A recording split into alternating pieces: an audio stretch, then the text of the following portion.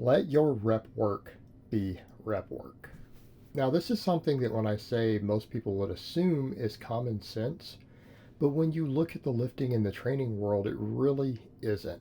Because you usually see people who they want to get multiple things out of any given training modality that they do. And one of the things that I've come to accept, particularly as I got further and further into conjugate training and I coach that style, use that style myself, is the idea that we don't need everything that we do in the gym to train multiple performance elements or do multiple things. Okay, we can do things that do just one thing. That's why we periodize our training. That's why I use the concurrent training and everything else, so that we don't need everything to overlap everything else. All right, we'll do something specific to cover the specific needs of something that we're doing.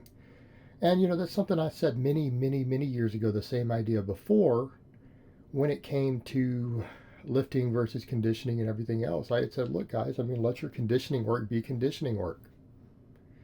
Let your strength training be strength training. All right, we don't need to come in and try to do everything with one thing.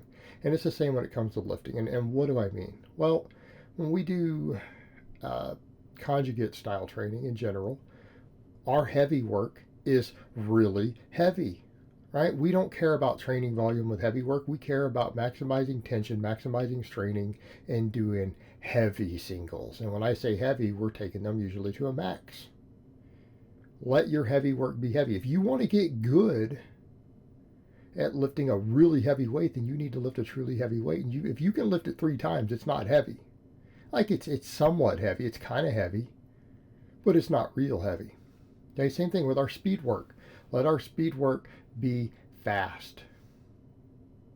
Right? Speed work doesn't need to be just kind of fast. It needs to be as fast as we can possibly explode with it. Okay, so how about our rep work? Notice on my rep work doesn't always follow any of those rules, right? And this should be for all of you too. How many guys out there, when they start doing rep work, they start going, oh man, I need it to be as heavy as possible. I need to maximize tension. Well, that's fine if you're a less advanced lifter. Okay, that's fine if you're a less advanced lifter, because you do need tension, but that's because you're only using one training modality. Okay. When you are no longer using a novice type program with linear programming, you don't need to think in those terms. We're not worried about maximizing our tension on every set and lifting as heavy as possible for our rep work, at least not at the expense of technique, range of motion. Okay? We're not worried about those things. We shouldn't be, because you're probably already training heavy. And that's the way I program for my guys. It's the way I train. This is what I do for all my people who are kind of through their novice phase. All of our training is more specialized. Okay?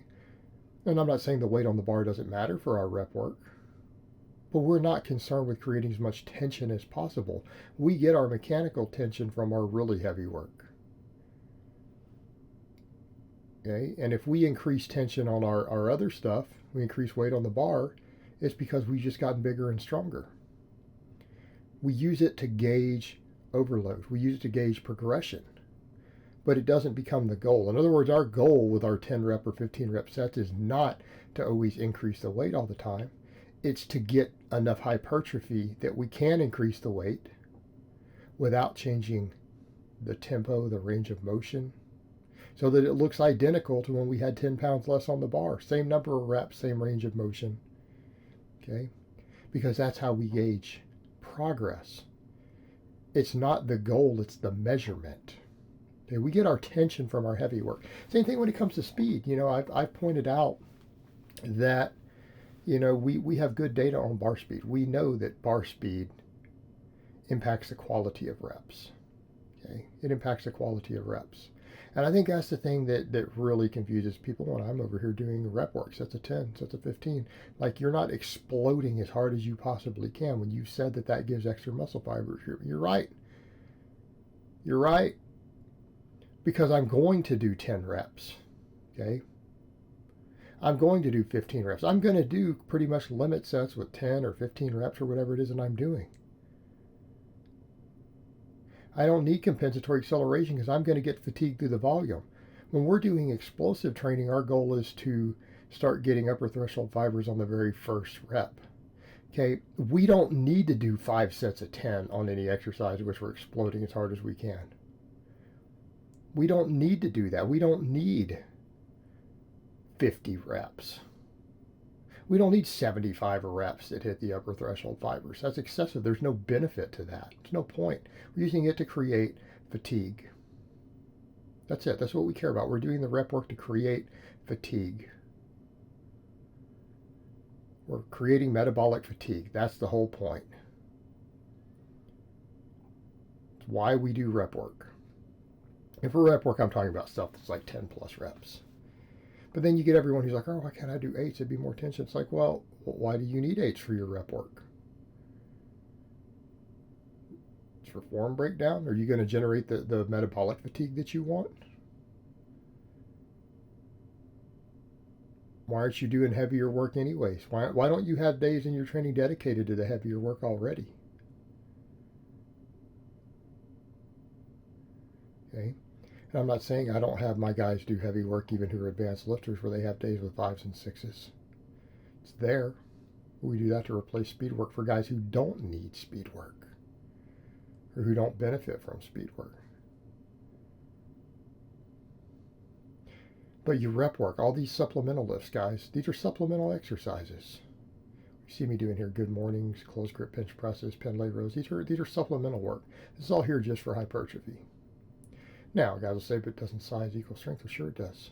But we're already doing really heavy work. We're doing heavy work already. This is just sets of 10 with a close grip bench. Okay? It's all, I'm just trying to control the weight.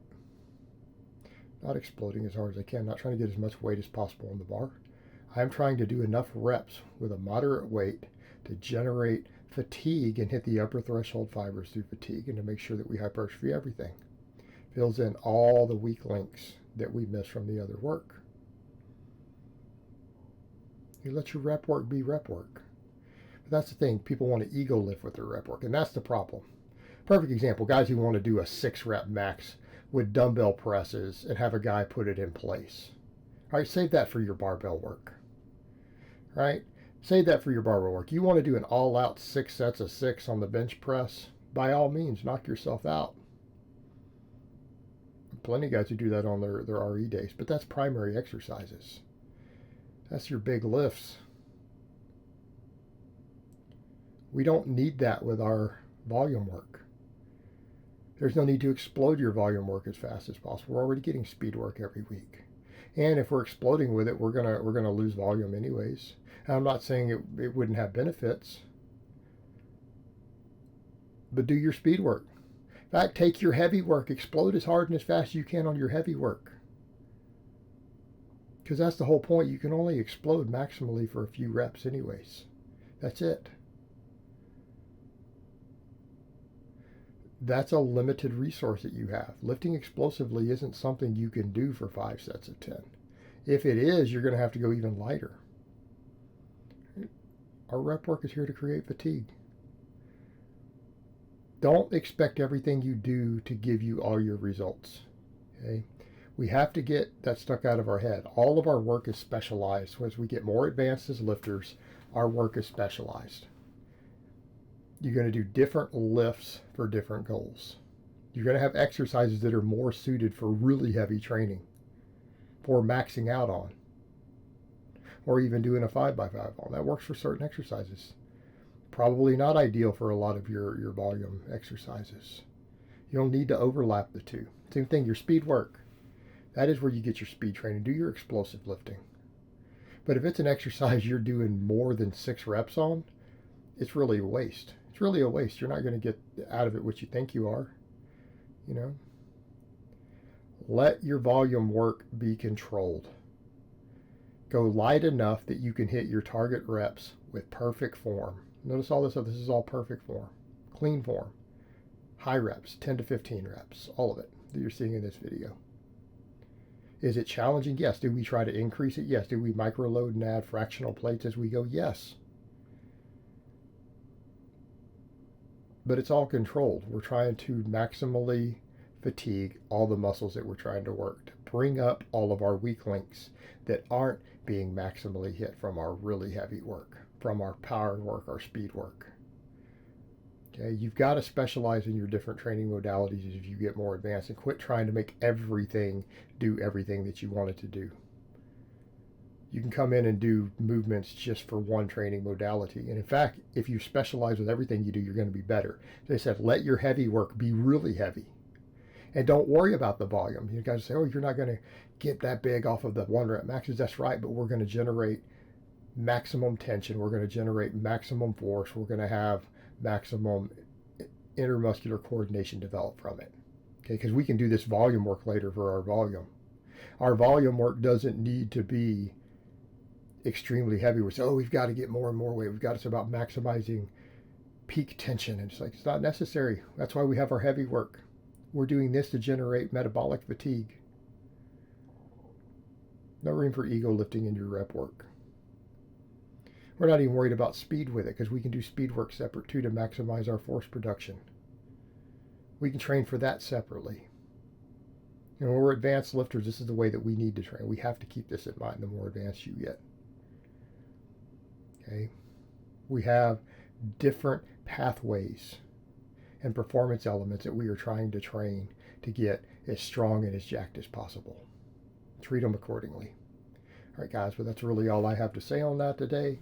I hope it's been informative, and I will talk to you guys next time.